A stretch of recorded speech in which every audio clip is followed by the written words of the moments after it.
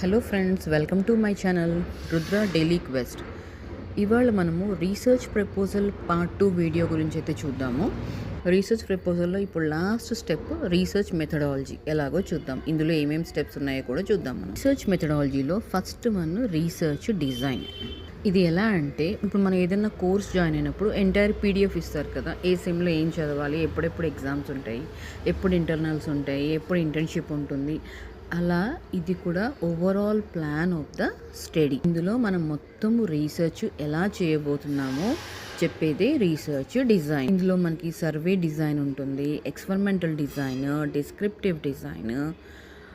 ఒక్కొక్కటి చూద్దాం. మనం సర్వే డిజైన్ ఏంటంటే, మనము కరోనా టైంలో ఎంతమంది కోవాక్సిన్ వేసుకున్నారు, ఎంతమంది కోవిషీల్డ్ వేసుకున్నారు, దీని ఒక సర్వే రీసెర్చ్గా చెప్పుకోవచ్చు. లాస్ట్ టైం చెప్పాను కదా, ఒకవేళ నా టాపిక్ స్టూడెంట్స్ ఎంత టైం స్పెండ్ చేస్తున్నారు సోషల్ మీడియా మీద, దాని ఎఫెక్ట్ ఆఫ్ ఎలా ఉంది ఎడ్యుకేషన్ మీద. సో ఇక్కడ మనము స్టూడెంట్స్కి ఒక క్వశ్చనరీ ఇవ్వడం జరుగుతుంది. దాంట్లో వాళ్ళు ఇచ్చే ఆన్సర్స్ బట్టి మనం క్యాలిక్యులేట్ చేసుకుంటాం. Experimental design. ఎక్స్పెరిమెంట్ అంటే ఏదైనా ఒకళ్ళ మీద మనం ఎక్స్పెరిమెంట్ చేయటం.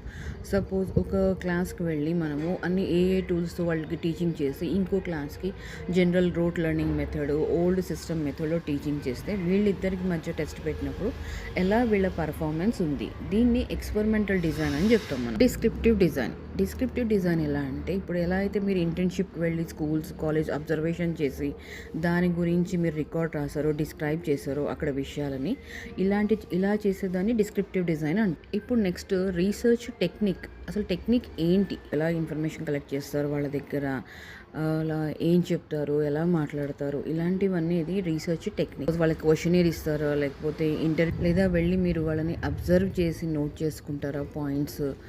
చాలా చిన్న తేడా ఉంది రీసెర్చ్ డిజైన్కి, రీసెర్చ్ టెక్నిక్కి. రీసెర్చ్ డిజైన్ అంటే ఒక కంప్లీట్ ప్లాన్.